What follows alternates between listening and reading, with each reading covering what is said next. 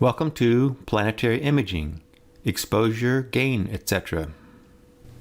There are many variables to consider when using a webcam for planetary imaging.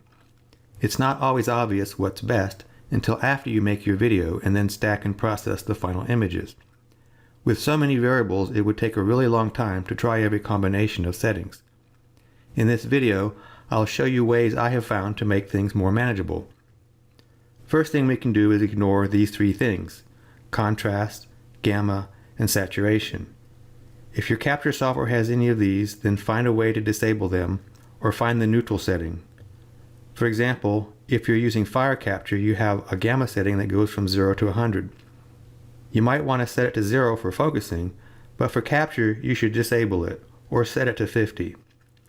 These three things can be applied to the final image, and as a general rule, you don't want to use them when capturing. As best I can tell, brightness is the same thing as gain.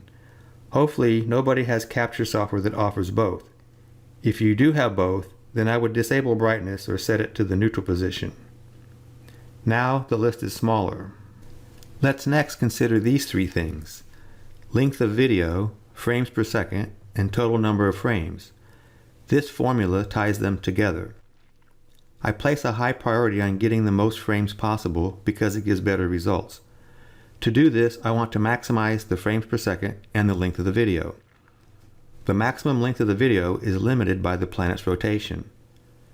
Jupiter and Saturn rotate in around 10 hours, and Mars rotates in around 24 hours. For Jupiter and Saturn, I use between 1 and 2 minutes, and double that for Mars. Some people go much longer. With a small telescope, I might go 5 to 10 minutes on Saturn. A small scope won't notice any tiny splotches on Saturn, so it appears the same even as it rotates. If you're using an alt-az mount, then you might also need to consider that field rotation can be a problem with long videos. My capture software has the option to stop after a certain number of frames or after a certain amount of time. I set it to stop after so many minutes depending on the planet. Now we have the length of the video taken care of, and the total number of frames depends on the frames per second, so we can erase both of them. Now let's look at the frame rate and how it relates to the shutter speed. The maximum frame rate is limited by the exposure time and is also limited by the camera, and this maximum rate is often the one you end up with. Here's a plot of frame rate versus exposure time.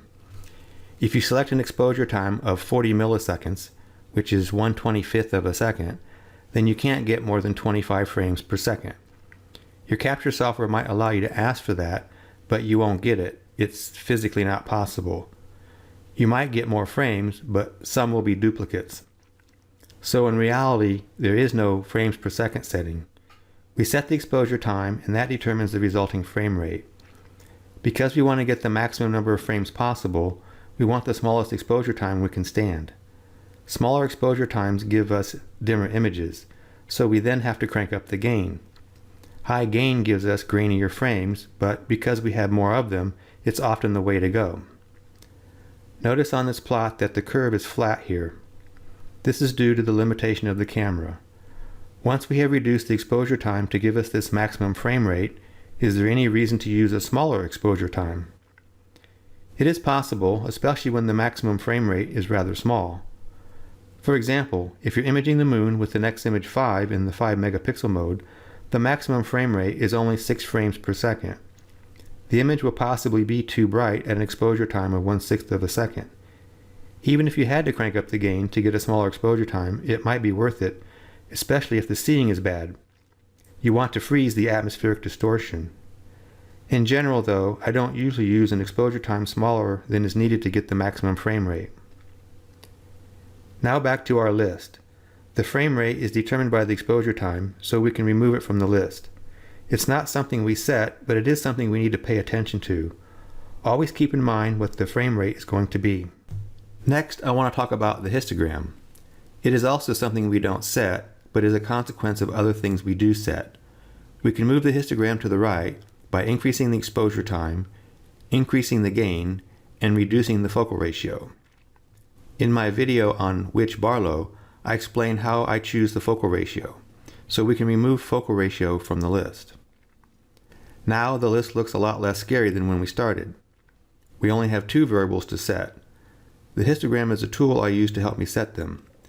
Looking at the histogram instead of the image on the screen is like looking at the speedometer to see how fast you're going, instead of just looking out the window. You can see how fast you're going by looking out the window, but it's just not good enough. You could try all possible combinations of gain and exposure. You could make a list of dozens of combinations, but that would take a lot of time. With a little thought, we can eliminate most of these combinations. The image gets brighter with increasing gain and with increasing exposure time. These over here will be too bright, and these over here will be too dim. With the use of the histogram, we can choose more wisely. This line might be a 20% histogram, this is 40%, and this is 60%. Let's say we want to try for a 40% histogram. Then the only parameter we have to choose is the exposure time. Once we have that, then we only have one gain setting to give us the 40% histogram. The gain can only go between 0 and max, so our exposure time must be between here and here. In practice, we don't have this plot to look at. I suppose you could make one for each planet, but I just create one in my mind. The exposure time that gives the max frame rate is important, as well as the maximum gain and where the 40% histogram is relative to these lines. For a dim planet, the line will be over here, and for a bright planet, it will be more to the left. I usually start with the exposure time that will give me the max frame rate, and then move the gain around while looking at the histogram. If the planet is too dim, then I can't get a 40% histogram, even with max gain. In that case, I would then increase the exposure time until I got a 40% histogram. This point here is probably close to optimal. I might also try a smaller exposure while keeping max gain. I would then have less than a 40% histogram, but I would end up with more frames. I might also try a point down here to where the gain is 2/3 max, but still at 40% histogram. I would end up with fewer frames, but they would be less grainy due to the smaller gain setting. For a bright planet, I would also start with the exposure time that gives the max frame rate and move the gain to get a 40% histogram. This time I would get my 40% histogram with plenty of gain left to try. This point here is probably close to optimal. A shorter exposure time would require more gain to maintain the 40% histogram. You won't get any more frames, but the shorter exposure time will be better at freezing the atmospheric turbulence when the seeing is bad. Of course, the higher gain will give grainier frames. As with the dim planet, you might also try increasing the exposure time so you can lower the gain. You will get fewer frames, but they will be less grainy.